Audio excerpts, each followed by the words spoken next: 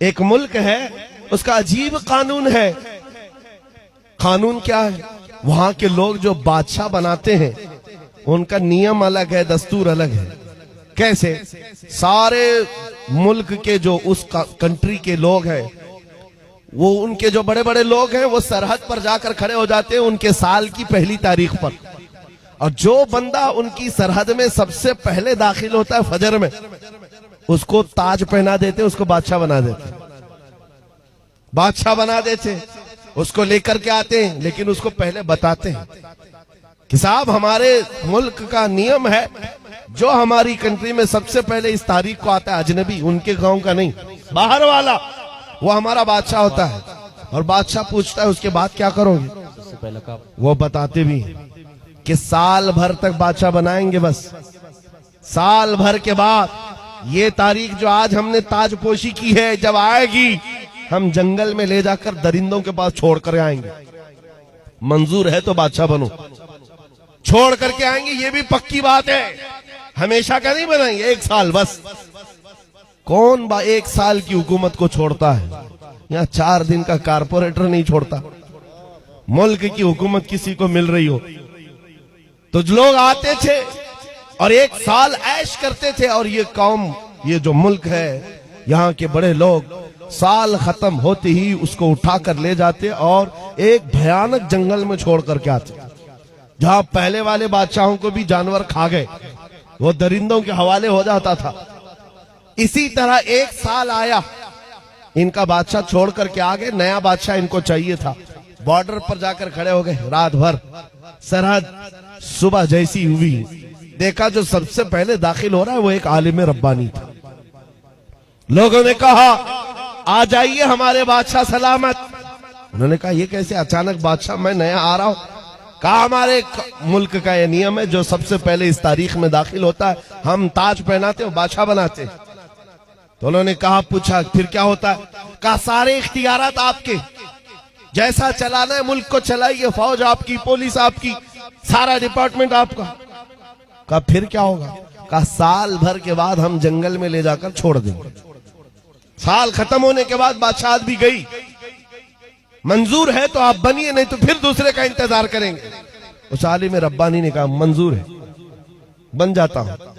ताज पहनाया, बादशाह बनाया और बड़े धूमधाम से उसको लाया और तख्त पर बिठाया और सारे कर्रों पर और शान के साथ, फौज भी, वजारत भी, सब बट गई।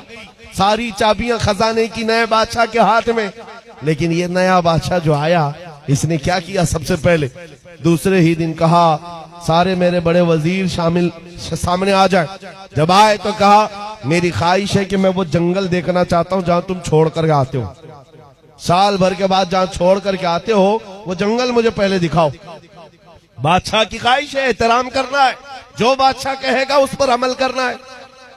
ले गए लोग, जा करके देखा इस बादशाह ने तो भयानक जंगल था, बहुत सख्त तरीन जंगल है, कांटे भरा हुआ जंगल, और पुराने बादशाहों की खोपड़ियां, हड्डियां पड़ी हुई हैं, दरिंदों की आवाजें आ रही।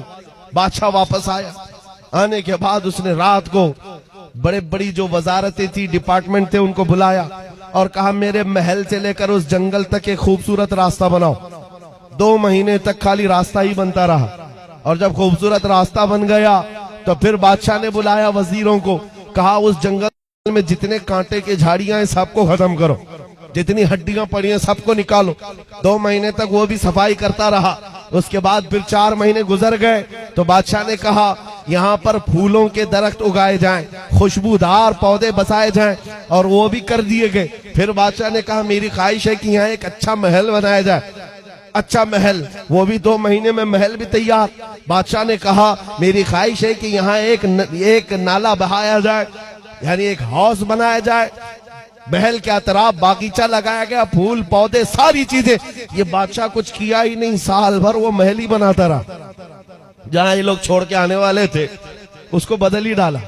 रास्ता भी अच्छा, महल भी खूबसूरत, सब कुछ बनाया। अभी 8 दिन बाकी थे, रोज इंतजार कर रहा था कि कब साल खत्म होगा, मैं जाऊंगा, छोड़ करके आएंगे। छोड़ करके आएंगे तो अच्छा ही है, जो साल भर किया था इसने।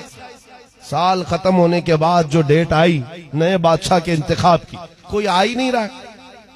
इसने बुलाया, कहाँ है जिम्मेदार लोग जो बादशाह चुनते हैं, मुझे उठाओ, जंगल में छोड़ाओ, नया बादशाह ले आओ। सारे आए, कहा बादशाह सलामत, हमारा नियम बदल गया है, हमारा कानून बदल गया। बादशाह ने पूछा क्या हुआ? कहा अब आप हमारे हमेशा के बादशाह, हमेशा के बादशाह। इस बादशाह ने पूछा क्यों? इससे पहले सिर्फ 1 साल की वैलिडिटी थी, अब हमेशा का क्यों? लोगों ने कहा अब तक जो आते थे बेवकूफ थे, अय्याशी करते थे और चले जाते थे, उनको पता होता था कि कहां जाना है फिर भी अय्याशी करते। पहला अक्लमंद बादशाह हमने देखा जो इस कुर्सी पर बैठकर जहां जाना है वहां की तैयारी कर रहा था। इसलिए हमने सोचा हकीकत में वही बादशाह होता है। इस वाक़े को लिखने के बाद मौलाना जलालुद्दीन रूमी कहते हैं, ऐ नादान तू क्या समझ रहा है, ये दुनिया के अफ्रीका और अमेरिका के किसी मुल्क का किस्सा है? नहीं, ये पूरी दुनिया का कानून है। जब तू पैदा होता है लोग तेरे इंतजार में खड़े रहते हैं, जब तू आता है तुझे बादशाह बना लेते हैं, तेरे इर्द गिर्द तेरे दोस्त अहबाब बनते चले जाते हैं और तुझे बार बार बताया भी जाता है। चंद दिनों के बाद तुझे कंधे पर उठाकर उस कब्रिस्तान में छोड़ दिया जाएगा जहां हड्डियां पड़ी हैं पुराने लोगों की, जहां कांटे की झाड़ियां भी हैं। ये सब चीजें सुनाई जाती हैं और उसके बाद जब तेरा इंतकाल होता है ये लोग तेरी बादशाहत खत्म करके ले जाते हैं और छोड़ आते हैं, फिर नए बच्चे का इंतजार करते हैं। मौलाना रोम फरमाते हैं लेकिन इस रूए जमीन पर कुछ अक्लमंद बादशाह ऐसे भी आते हैं जो बादशाह बनकर जीते तो है लेकिन जब तक कुर्सी पर बैठे होते हैं वो अपने दुरूद व सलाम से, अपने नमाज व आमाल से, अपने जिक्र अस्कार से उस बाकी जाने वाली सरजमीन को तैयार कर रहे होते हैं और तैयार इतना कर चुके होते हैं कि कौम इनके इंतकाल के बाद इनको उठाकर दफन तो करती है, 800 साल गुजर जाए तब भी कौम कहती है राजा तो हमारा ख्वाजा ही। सुभान अल्लाह, सुभान अल्लाह, मरहबा, सुभान अल्लाह। कौम कहती है कि नहीं कहती है? राजा तो हमारा अक्लमंद बादशाह जिसने जिंदगी में बैठकर इश्क़ रसूल पिलाया और आखिरत की तैयारियां की हैं, उसी को बादशाह बनाया जाता है।